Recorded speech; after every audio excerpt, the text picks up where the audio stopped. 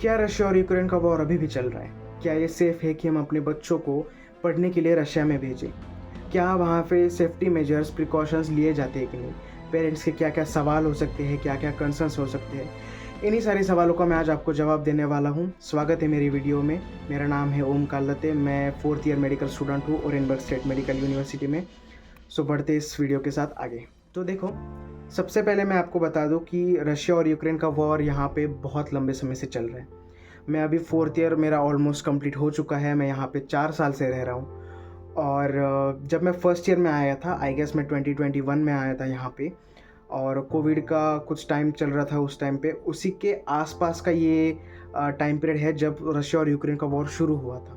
तो बहुत सारे बच्चों और बहुत सारे पेरेंट्स का ये सवाल होता है कि अगर रशिया में यूक्रेन में वॉर हो रहा है तो उसका इफ़ेक्ट कहाँ-कहाँ तक आ सकता है, बच्चों की पढ़ाई पे भी आ सकता है कि नहीं, बच्चे जहाँ पे रह रहे हैं वहाँ पे वॉर का कुछ इफ़ेक्ट आ सकता है कि नहीं। तो देखो, रशिया का जो बॉर्डर है, यूक्रेन का जो बॉर्डर है जहाँ पे एक्चुअल वॉर हो रहा है, वहाँ से मेरी सिटी यानी कि ओरेनबर्ग ऑलमोस्ट 1300 से 1500 किलोमीटर दूर है।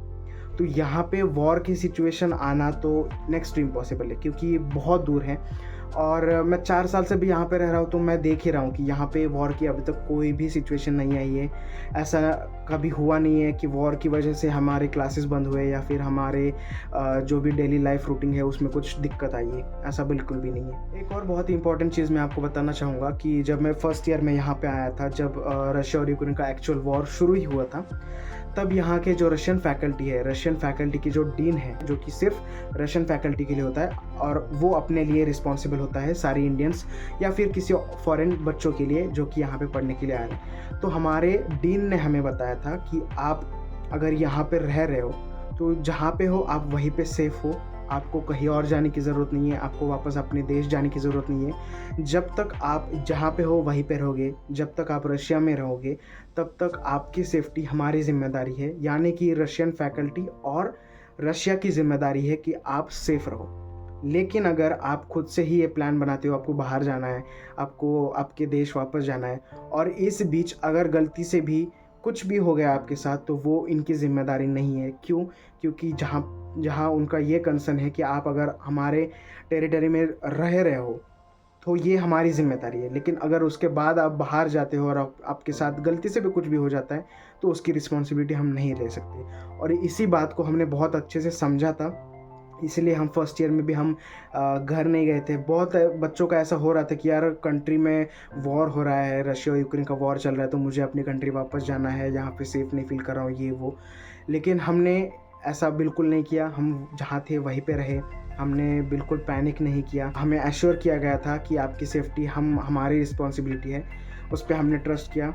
और देखो, आज तक ऐसा कोई भी दिक्कत नहीं आई है जिसकी वजह से हमें ये रशिया की और यूक्रेन के वॉर की वजह से अपनी कंट्री वापस जाना पड़े। दूसरी बात मैं आपको ये बताना चाहता हूँ कि हाँ, ये मानता हूँ मैं कि यहाँ पे हमेशा डर का माहौल कभी-कभी, बहुत रेयरली बना रहता है, क्योंकि मैं आपको उसका रीज़न बताता हूँ। ये है कि हमारे यहाँ पे जो टेलीकॉम कंपनीज़ है या फिर जो सिम कार्ड कंपनीज़ है, जैसे कि टेली2 हो गया या फिर मेगाफ़ोन हो गया या फिर योटा हो गया, ये सारी जो सिम कार्ड कंपनीज़ है, इनके थ्रू हमें रोज़ मैसेजेस आते हैं कि यहाँ पे ड्रोन का अटैक होने की संभावना है, तो विजिलेंट रहिए, अलर्ट रहिए। तो ये सिर्फ इसलिए बताया जाता है क्योंकि रशिया और यूक्रेन के वॉर में आपने अभी न्यूज़ बीच में पढ़ी होगी कि यूक्रेन ने रशिया के कुछ ड्रोन्स डिस्ट्रॉय किए थे।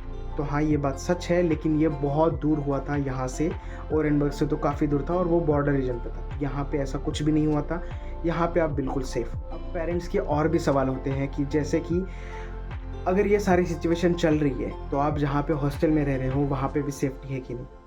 तो मैं आपको बताना चाहूँगा कि यहाँ पे 1-2 बार ऐसा हुआ है कि रशियन बच्चों के और इंडियन बच्चों के बीच कुछ बहस हो गई हो, जिसकी वजह से रशियन बच्चों ने इंडियन बच्चों को मारा है। हाँ, ये सिचुएशन हुई है, मैं इसको डिनाई बिल्कुल नहीं करूँगा, लेकिन इसके बाद जो मेजर्स लिए गए पुलिस की तरफ से, वो बहुत इम्पोर्टेंट चीज़ है।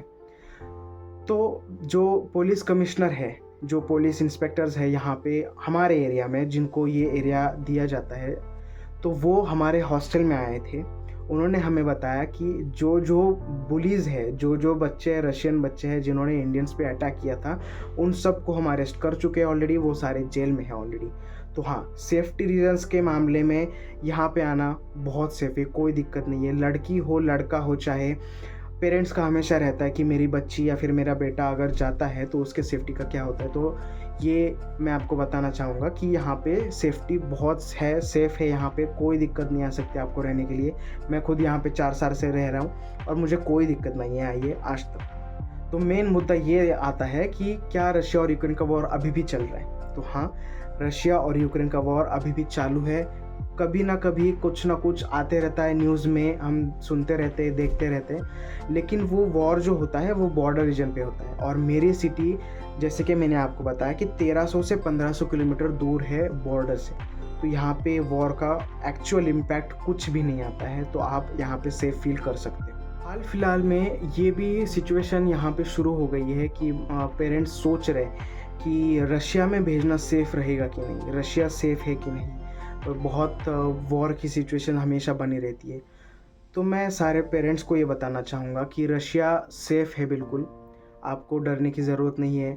यहाँ पे सारे के सारे सेफ्टी मेजर्स, प्रिकॉशंस लिए जाते हैं। अब अगर आप सोच रहे हो कि पढ़ने भेजना है तो मैं भेजूँ कि नहीं बच्चों को मेरे, तो आप देखो किसी भी कंट्री में आप जाओगे, कभी ना कभी वॉर की सिचुएशन बनती है, कभी ना कभी ऐसा कुछ हो जाता है कि पेरेंट्स अपने बच्चों के लेके कंसर्न करते हैं कि सेफ़ होगा कि नहीं।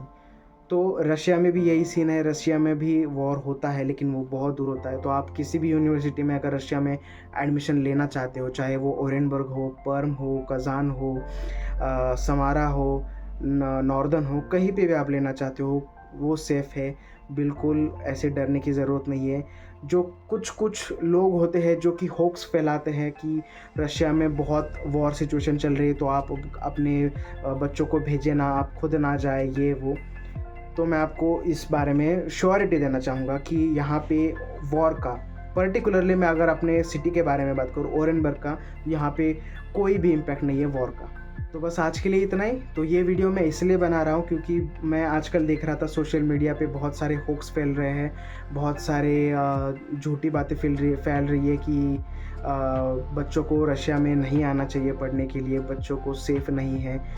तो पेरेंट्स के भी बहुत कंसर्न्स होते हैं कि स्टूडेंट्स सेफ़ रहेंगे कि नहीं, मेरा बेटा मेरी बेटी सेफ़ रहेगी कि नहीं, इसलिए ये वीडियो बनाना ज़रूरी था।